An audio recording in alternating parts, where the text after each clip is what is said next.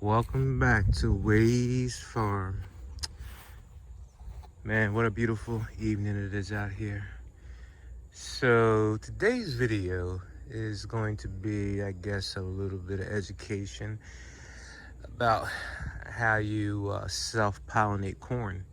I got a couple of responses from my other video when I was showing people the watermelons and the status of them, how they were growing, and if sometimes you have to self-pollinate because the bees didn't do their job. So corn is the pollination in self-pollinating pollination is sort of similar, except with corn you don't have bees. I'm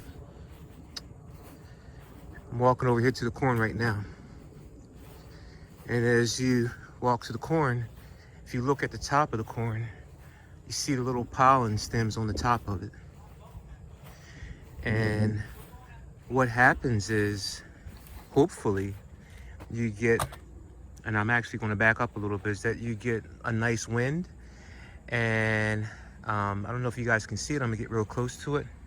But see how that pollen is hanging from the stems? Those little pollens, they drop down, and the wind's windy, into the corn silks right here. And I don't think that corn right there got too many silks. So if you really want your corn to really blossom and be full of kernels, it has to pollinate.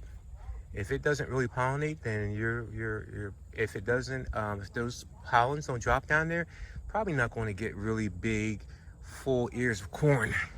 And when I say full ears of corn, that is basically, the corn is nice and thick and round. It has all kernels there. And if it doesn't pollinate, then you'll get really thin ears of corn, and you'll be missing kernels and so forth. So real quick, I'm going to show you with my hand. I'm going to go up here and grab some of this pollen off. And as you can see, it fell. And this is what you call self-pollination. And I'm going to take it and put it in on all those silks right there.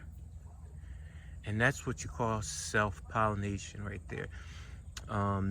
Probably should do a better job. I'm going to grab some more after I end the video and walk around and do a little self-pollination. I actually can see where some of it already fell over here. If you look on this particular stalk right here, you can see where it actually fell on the leaf, some of the pollen. And actually you can see where it fell inside some of the silks right there, a little piece of it right there. But I think we need a little bit more self-pollination going on right there. So I'm going to do that. But that is the pollen stems, guys. And that's how that does. And if you look on this leaf right here, you have a lot of it that fell on this particular leaf right there. So those little pollens, pieces of pollen, they fall in the wind, and hopefully they fall right in here in the silky area. And they pollinate that corn, and that's how you get the big full ears of corn. This particular row, now that I'm walking down, it seems to be doing pretty decent. I see a lot of the pollen that fell down there, so I might not have too much work today to do, but I'm gonna do a little bit. So I hope you guys enjoyed that video. It wasn't too long, a little bit of education, and now you know what it takes to get some really good full ears of some really good corn.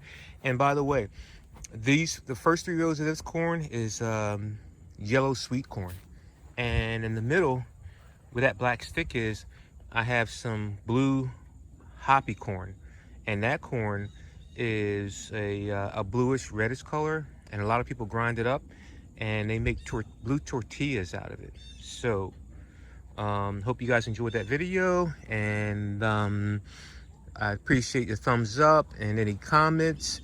And if you like what you see, man, subscribe, because there's a lot going on out here at Ways Farm, and there's going to be continuous what we're doing out here.